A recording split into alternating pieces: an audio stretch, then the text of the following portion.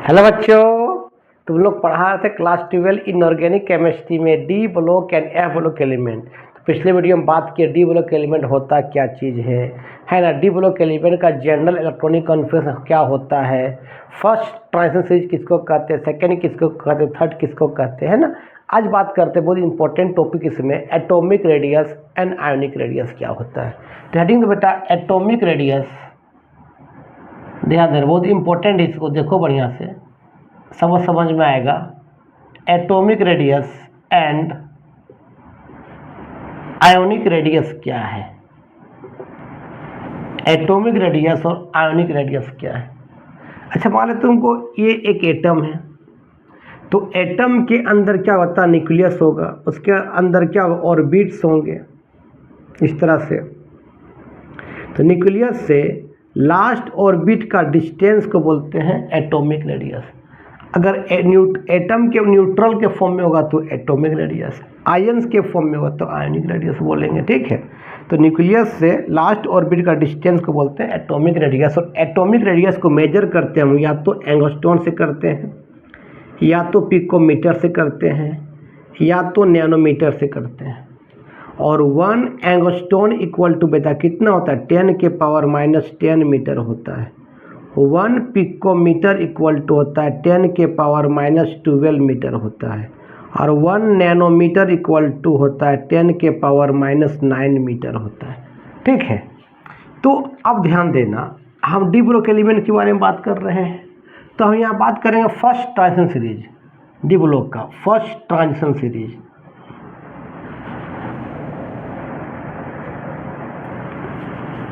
D block हम बात करेंगे बाबू यहाँ पर क्या, फर्स्ट ट्रांजिशन सीरीज की बात करते हैं। कौन होता है, स्कैंडियम से लेकर जिंक को बोलते हैं हम लोग फर्स्ट ट्रांजिशन सीरीज। ये शुरू होता है 3D1 4s2 से और ख़त्म होता है आपका 3D10 4s2 में। याद रखना, जिसमें D पर 0 या 10 होगा वो डी ब्लॉक एलिमेंट तो कहलाता है, वो डी ब्लॉक एलिमेंट तो कहलाता है, पर उसको ट्रांजिशन एलिमेंट नहीं कहते। उसको ट्रांजिशन एलिमेंट नहीं कहते। क्यों नहीं कहते हैं, जब पढ़ाएंगे कोऑर्डिनेशन कंपाउंड तब समझ में आएगा, जब क्रिस्टल फील्ड थ्योरी बताएंगे तब समझ में आएगा अच्छे तरीके से।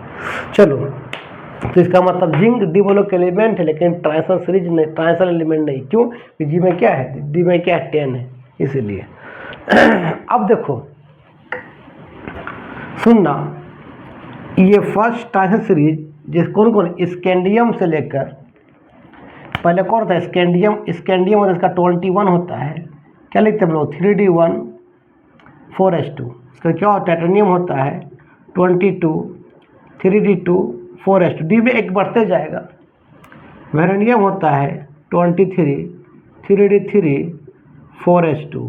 क्रोमियम होता है 3D4 4s2, एक बढ़ते जाएगा। मैग्नीज होता है Mn आपका 3D5 4s2। फिर आपका आयरन होता है 3D6 4s2, ठीक है। जगह नहीं बचेगा ना, छोटा कर लेते थोड़ा सा तब समझ में आएगा।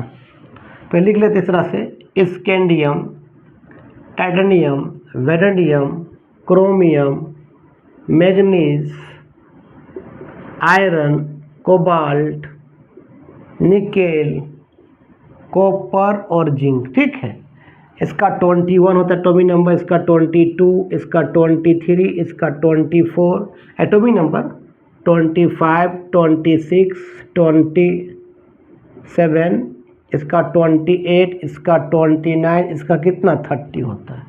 इसका इलेक्ट्रॉनिक कॉन्फिगरेशन करोगे सबको कर लेना इस तरह से। तो इसका बेटा आएगा 3D1 4s2 लास्ट में, इसका आएगा 3D2 4s2, ये 3D3 4s2, इसका कितना आएगा बेटा 3D4 4s2 आएगा। इसका कितना आएगा 3D5 4s2, इसका कितना आएगा बाबू 3D6 4s2 आएगा। एक एक डी बढ़ते जाएगा। कोबाल्ट में कितना आ जाएगा देखो 3d7 4h2। निकेल में कितना आ जाएगा बेटा 3d8 4h2। कॉपर में कितना आ जाएगा बेटा 3d10 3d9 4h2। जिंक में कितना आ जाएगा बेटा 3d10 4h2। ठीक है। अब तुमको ये भी मालूम है कि डी पर 4 और 9 इलेक्ट्रॉन नहीं होता है। क्यों? तुमको मालूम है डी पर अगर 0 रहे और डी पर 5 रहे और डी पर 10 वो कंपाउंड स्टेबल होता है। 0 बोलते हैं 0 फिल, 5 को बोलते हैं हाफ फिल, 10 को बोलते हैं फुल फिल ना। तो याद रखना यहाँ पर क्रोमियम का जैसे तुम लिखा है इस तरह से 3d4 4h2, एक्चुअली 4 क्या 5 के करीब है। तो इस समय क्या करेगा S से एक इलेक्ट्रॉन ले लेगा और क्या बन जाएगा क्रोमियम कितना बन जाएगा देखो तो 3d5, ये 4s1 हो जाएगा। कॉपर भी देखो तो कितना होता है 29 होता है, तो भी कितना होता है 3d9 4s2 होता है। तो भी 9 रहता नहीं है, 9 भी 10 के करीब है। तो उस समय S से एक इलेक्ट्रॉन ले लेता है कॉपर और कितना बन जाएगा देखो तो 3d10 और 4s1 हो जाता है। ये सब लिखो ना थोड़ा सा।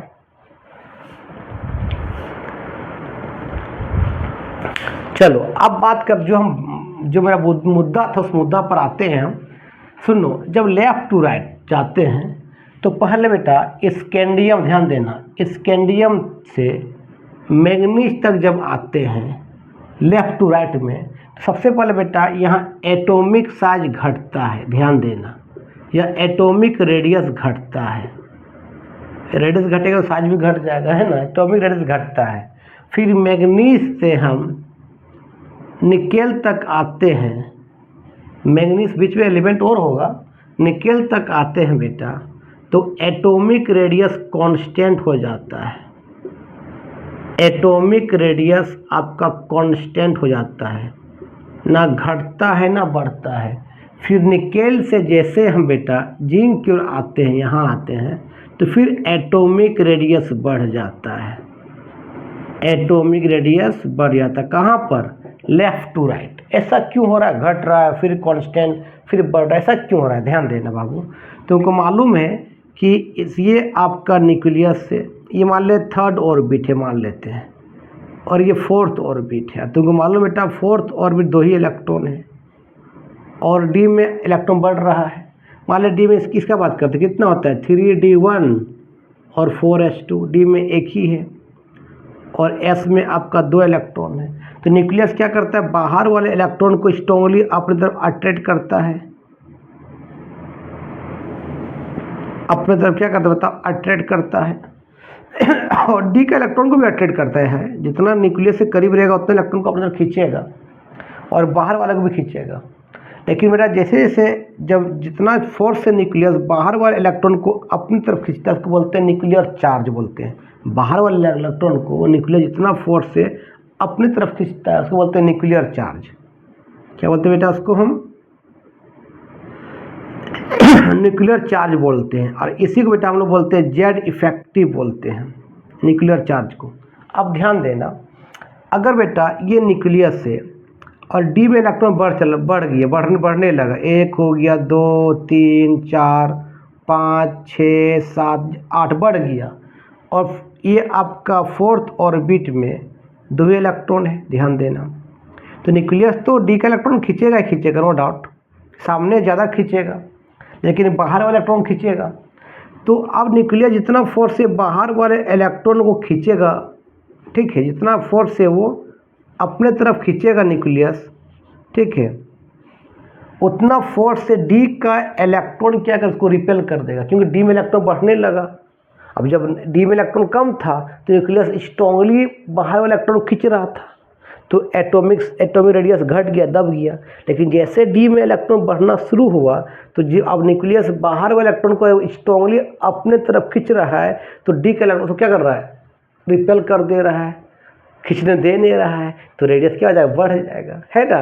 तो उसी को इसका मतलब ये डी क्या किया, आपका स्क्रीन कर दिया, किसको, न्यूक्लियस को छिपा लिया, न्यूक्लियस को छिपा दिया। तो ये न्यूक्लियस बाहर वाले इलेक्ट्रॉन को अपनी तरफ खींच नहीं पा रहा है। तो याद रखना बेटा, जैसे जैसे डी में इलेक्ट्रॉन बढ़ते चला जाएगा तो न्यूक्लियस जितना फोर्स से बाहर वाला इलेक्ट्रॉन खींचेगा उतना फोर्स से डी का इलेक्ट्रॉन उसको क्या कर देगा, रिपल कर देगा, जिसके कारण न्यूक्लियस स्ट्रांगली खींच नहीं पाएगा तो एटॉमिक रेडियस क्या हो जाएगा, बढ़ जाएगा। तो यही हो रहा था। देखो तो यहाँ से यहाँ तक, अब इधर से तुम इधर आओगे, डी में इलेक्ट्रॉन बढ़ रहा है, जब बढ़ते जाएगा तो एटॉमिक साइज, पहले तो डी में इलेक्ट्रॉन कम था, एटॉमिक रेडियस कम था, क्यों कि न्यूक्लियस क्या करे, बाहर इलेक्ट्रॉन खींच लिया। लेकिन जैसे डी में इलेक्ट्रॉन बढ़ते चला जाएगा तो अब देखो तो एटॉमिक रेडियस कांस्टेंट हो गया, फिर बढ़ने लगा, क्यों कि जब डी में इलेक्ट्रॉन बढ़ जाएगा तो न्यूक्लियस अगर बाहर वाला इलेक्ट्रॉन खींचेगा, एस का इलेक्ट्रॉन खींचेगा, तो डी इलेक्ट्रॉन क्या उसको क्या करते, स्ट्रांगली क्या करता, रिपेल कर देगा, जिसके कारण उसको आसानी से खींच नहीं पाएगा। मतलब न्यूक्लियस को क्या कर दिया, ये सील्ड कर दिया, कौन, 3D, ताकि बाहर वाले इलेक्ट्रॉन को अपनी तरफ खींच ना पाए, है ना। तो इसके मतलब तुम लिख सकते बेटा कि जब डी में इलेक्ट्रॉन कम था तो न्यूक्लियर चार्ज ज़्यादा था, उसी जेड इफेक्टिव बोलते हैं। मतलब न्यूक्लियर चार्ज ज़्यादा था और रिपल्सिव फोर्स का मतलब डी का इलेक्ट्रॉन एस को रिपल नहीं कर पा रहा था, कम था, इसी रिपल्सिव फोर्स को हम स्क्रीनिंग इफेक्ट बोलते हैं बेटा, स्क्रीनिंग इफेक्ट, या उसी बोलते हैं सील्डिंग इफेक्ट। सील्डिंग इफेक्ट मतलब न्यूक्लियस को डी सील नहीं कर पा रहा था, लेकिन जैसे डी में इलेक्ट्रॉन बढ़ना शुरू हुआ तो न्यूक्लियस को सील करना शुरू कर दिया ताकि बाहर वाले इलेक्ट्रॉन को खींच नहीं पाए, तो रेडियस देखो कांस्टेंट हो गया। मतलब बेटा यहाँ दोनों बराबर हो गया, यहाँ पर न्यूक्लियर चार्ज जेड इफेक्टिव और रिपल्सिव फोर्स बराबर हो गया, वही रिपल्सिव फोर्स बोलो या सील्डिंग इफेक्ट बोलते तेरा मर्जी। अब क्या करने लगा, इतना फोर्स से न्यूक्लियस एस को खींचेगा तो उतना फोर्स से क्या करेगा, आपका डी का इलेक्ट्रॉन एस को क्या कर देगा, भगा देगा, रिपल कर देगा, है ना, तो बराबर हो गया। और जब इलेक्ट्रॉन और बढ़ जाएगा तो अब जब बढ़ जाएगा बेटा तो यहाँ रिपल्सिव फोर्स ज़्यादा हो गया, यहाँ रिपल्सिव फोर्स ज़्यादा हो गया और जेड इफेक्टिव क्या हो गया, कम हो गया, जिसके कारण मतलब न्यूक्लियस अगर खींच रहा है 10 जूल से तो 12 जूल से क्या कर रहा है, डी का इलेक्ट्रॉन एस को क्या कर रिपल कर दे रहा है, तो रिपल्सिव फोर्स ज़्यादा हो गया, जेड इफेक्टिव कम हो, इसके कारण साइज क्या हो गया, यहाँ पर बढ़ गया। तो जब हम लेफ्ट से राइट जाते हैं तो पहले साइज घटता है फिर बढ़ता है, साइज घटता है फिर कांस्टेंट फिर बढ़े, ऐसा क्यों, क्योंकि डी में इलेक्ट्रॉन बढ़ने लगेगा तो न्यूक्लियस क्या करेगा, बाहर के इलेक्ट्रॉन को अपनी तरफ खींच नहीं पाएगा, क्योंकि रिपल्सिव फोर्स डोमिनेट कर जाएगा, क्योंकि डी का इलेक्ट्रॉन एस को क्या स्ट्रांगली क्या कर देगा, रिपल कर देगा। आया समझ में, लिख लो, इसी कारण से ऐसा होता है। इसका तुम ग्राफ भी दिखा सकते हो, ग्राफ ऐसे दिखा सकते हो, देखो कि मान लेते हैं इस तरह से, ये एक्स एक्सेस से बेटा, ये वाई एक्सेस से, ये आपका इधर एटॉमिक रेडियस है, एटॉमिक रेडियस है, इधर एटॉमिक नंबर है, एटॉमिक नंबर है, पहले घटेगा रेडियस फिर कांस्टेंट होगा फिर बढ़ने लगेगा, है ना। पहले कम क्यों हो रहा था बेटा, क्योंकि यहाँ पर जेड इफेक्टिव ज़्यादा हो रहा था और रिपल्सिव फोर्स कम था, रिपल्सिव फोर्स कम था। यहाँ कांस्टेंट क्यों हो गया बेटा, ये दोनों बराबर हो गया, जेड इफेक्टिव रिपल्सिव दोनों आपका बराबर हो गया, फिर बढ़ा क्यों, क्योंकि अब यहाँ उल्टा हो गया, रिपल्सिव ज़्यादा हो गया और जेड इफेक्टिव क्या हो गया, कम हो गया। जेड इफेक्टिव न्यूक्लियर चार्ज बोलते हैं, लिख लो। ये कब होता है, लेफ्ट टू राइट में, कहा जाता है लेफ्ट टू राइट में ऐसा हो रहा है, कोई दिक्कत, लिख लो। जब हम टॉप टू, अब बात करते हैं कि एटॉमिक रेडियस पर क्या फर्क पड़ता है जब टॉप टू बॉटम, ऊपर से नीचे जब आते हैं तब, ठीक है। तो देखो अब टॉप टू बॉटम में देखो क्या होता है बेटा, टॉप टू बॉटम में एटॉमिक रेडियस पर क्या फर्क पड़ता है। जैसे मान ले आपका आ गया स्कैंडियम, एथरियम और लेंथनम। स्कैंडियम कितना होता है 21, कितना होता है 39, कितना होता है 57। इसका लास्ट इलेक्ट्रॉनिक कॉन्फ़िगरेशन जो होता है बेटा आपका 3d1 4s2, इसका जो होगा 4d1 5s2, इसका जो होगा 5d1 6s2, जितना n होगा उससे d एक कम होगा। क्यों? क्योंकि d ब्लॉक एलिमेंट का जो इलेक्ट्रॉनिक कॉन्फ़िगरेशन क्या होता है, देखो तो n-1 d 1 से लेकर 10 तक ns2, जितना s होगा उससे d एक कम होगा। ठीक है, देखो तो यह इलेक्ट्रॉन अलग अलग ऑर्बिट में इंटर कर रहा है। इसमें 3d1 में किया, 4d1 में किया, इसमें कितने क्या 5d1 में इलेक्ट्रॉन का इंटरिंग अलग अलग ऑर्बिट में हो रहा है। जब ऊपर से नीचे जाएंगे तो बेटा एटॉमिक रेडियस बढ़ जाएगा, एटॉमिक रेडियस क्या होगा, बढ़ेगा। एटॉमिक रेडियस बढ़ेगा तो उसका एटॉमिक साइज भी बढ़ जाएगा, एटॉमिक साइज भी बढ़ जाएगा। एटॉमिक साइज बढ़ेगा बेटा उसका रिएक्टिविटी भी बढ़ जाएगा, रिएक्टिविटी क्या होगा, बढ़ जाएगा। और सबसे रिएक्टिव कौन होगा बता तो, लेंथनम होगा, फिर किसका होगा, यथरियम का होगा, फिर किसका होगा, स्कैंडियम का होगा। क्योंकि इलेक्ट्रॉन इंटरिंग कहाँ कर रहा है, 3d में कर रहा है, फिर 4d में कर रहा है, फिर कहाँ कर रहा है बेटा 5d में कर रहा है। ठीक है, इसको लिखो। लेकिन बात करते हैं थोड़ा सा बाबू इसका, देखो इसका जब बात करेंगे बाबू, आपका टाइटेनियम, आपका टाइटेनियम, जर्कोनियम यानी क्या हफनियम का बात करेंगे बाबू, ये कितना होता है, 3d2, आपका 4s2, ये होता है 5d2, सॉरी 4d2 5s2, ये जो आएगा ये आ जाएगा 5d2 6s2 आ जाएगा। ठीक है, कोई दिक्कत, 5d2 6s2। तो जब ऊपर से नीचे बेटा आते हैं हम, ऊपर से नीचे, तो एटॉमिक साइज बढ़ना चाहिए, एटॉमिक रेडियस बढ़ना चाहिए। मतलब तेरे अकॉर्डिंग से होना चाहिए आपका 3d2 4d2 5d2। ठीक है, जब ऊपर से नीचे आएंगे तेरे अकॉर्डिंग सबसे ज़्यादा एटॉमिक रेडियस हफनियम का होना चाहिए, फिर जर्कोनियम का होना चाहिए, फिर क्या हो जाए टाइटेनियम का, ऊपर से नीचे। क्योंकि इलेक्ट्रॉन अलग अलग ऑर्बिट में इंटर कर रहा है, 3d में 4d और क्या 5d। लेकिन बेटा हफनियम आते आते एटॉमिक साइज थोड़ा घट जाता है। क्यों घटेगा? क्योंकि हफनियम जो एफ सब सेल में इंटर कर जाता है, और एफ सब सेल का शील्डिंग इफेक्ट सबसे कम होता है, पुअर शील्डिंग इफेक्ट होता है। मतलब जो एफ सब सेल का बेटा, एफ सब सेल जो होते हैं वो पुअर शील्डिंग इफेक्ट होते हैं, पुअर शील्डिंग इफेक्ट। सबसे ज़्यादा शील्डिंग इफेक्ट किसका होता है तुमको मालूम? सबसे ज़्यादा शील्डिंग इफेक्ट जो होता है एस सब सेल का होता है, फिर पी सब सेल का, फिर डी सब सेल का, फिर एफ सब सेल का। क्यों एफ सब सेल का पुअर शील्डिंग क्यों होता है? क्योंकि एफ ऑर्बिटल जो होता है बेटा कॉम्प्लेक्स होते हैं, कम बड़े साइज के होते हैं, वो न्यूक्लियस को सील नहीं कर पाते, न्यूक्लियस को छिपा नहीं पाते हैं। तो ये होता क्या चीज़, ध्यान देना, पुअर शील्डिंग इफेक्ट का मतलब समझा तुम क्या? ध्यान देना कि मान ले ये न्यूक्लियस, ध्यान देना बाबू, ये 4f में इलेक्ट्रॉन, मान ले f में इलेक्ट्रॉन है, यहाँ पर f सब सेल में इलेक्ट्रॉन है, और ये आपका उसका लास्ट सेल है। यहाँ पर मान ले 2 इलेक्ट्रॉन है, सब कुछ करते 2 इलेक्ट्रॉन है, ये आपका f सब सेल है, f क्या है, सब सेल। तो न्यूक्लियस बेटा f का भी इलेक्ट्रॉन को अपने तरफ खींचता होगा, और जितना न्यूक्लियस के सामने रहेगा उतना इलेक्ट्रॉन खींचेगा, तो f को बहुत स्ट्रांगली खींचता होगा। और बाहर वाले इलेक्ट्रॉन को भी क्या करता होगा, न्यूक्लियस खींचता होगा, इसको भी खींचता होगा। लेकिन अगर f का इलेक्ट्रॉन, ये बाहर वाले इलेक्ट्रॉन को जितना फोर्स से न्यूक्लियस खींचेगा उतना अधिक फोर्स से क्या कर उसको रिपल कर देता, तो न्यूक्लियस खींच नहीं पाता।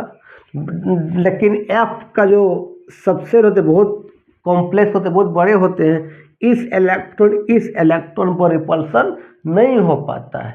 दैट मीन्स ये f सब सेल आपका बाहर वाले ऑर्बिट के इलेक्ट्रॉन को रिपल्सन नहीं कर पाता है, जिसके कारण न्यूक्लियस स्ट्रांगली क्या होता है, बाहर वाले ऑर्बिट का इलेक्ट्रॉन को अपनी तरफ क्या कर खींच लेता है, तो एटॉमिक साइज थोड़ा दब जाता है, मतलब एटॉमिक रेडियस थोड़ा सा दब जाता है ना। मतलब ये न्यूक्लियस को पूरी एफ सब सेल पूरी इसको सील नहीं कर पाया, सील जब नहीं कर पाएगा तो सील मतलब इसको छिपा नहीं पाएगा न्यूक्लियस को, तो न्यूक्लियस वायलेंस बाहर वाले ऑर्बिट के इलेक्ट्रॉन को स्ट्रांगली क्या अपनी तरफ खींच लेगा, है ना। जिसके कारण आपका एफ के बाद अगर कोई वायलेंस या लास्ट ऑर्बिट में इलेक्ट्रॉन है तो न्यूक्लियस क्या करता है, लास्ट वाले ऑर्बिट के इलेक्ट्रॉन को अपनी तरफ पुल्ड कर लेता है, खींच लेता है। क्यों? क्योंकि एफ वाले जो सब सेल में जो इलेक्ट्रॉन होते हैं वो बाहर वाले ऑर्बिट के इलेक्ट्रॉन को रिपल्सन नहीं कर पाता है, मतलब न्यूक्लियस का पूरा पूरी ढक नहीं पाता है, ठीक है।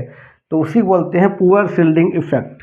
तो अब सुनो, अब तुम्हारे अकॉर्डिंग से सबसे ज़्यादा साइज किसका होना चाहिए, हफनियम का, सबसे ज़्यादा हफनियम का होना चाहिए। तब किसका होना चाहिए, जर्कोनियम का होना चाहिए एटॉमिक रेडियस, फिर टाइटेनियम का होना चाहिए। एटॉमिक रेडियस बोले एटॉमिक साइज बोले बात बराबर है, लेकिन देखा गया कि हफनियम का और जर्कोनियम का लगभग सेम होता है। क्यों? क्योंकि ये एफ सब सेल में आ जाने के कारण इसका इलेक्ट्रॉन को न्यूक्लियस स्ट्रांगली खींच लेता है, तो उसका एटॉमिक रेडियस दब जाता है, इसीलिए ऐसा होता है। हफनियम जर्कोनियम तब क्या होता है बेटा, टाइटेनियम होता है। कोई दिक्कत? तो कोई पूछेगा भाई, इसी को बोलते हैं लेंथेनॉइड कॉन्ट्रैक्शन बोलते बाबू, लेंथेनॉइड कॉन्ट्रैक्शन।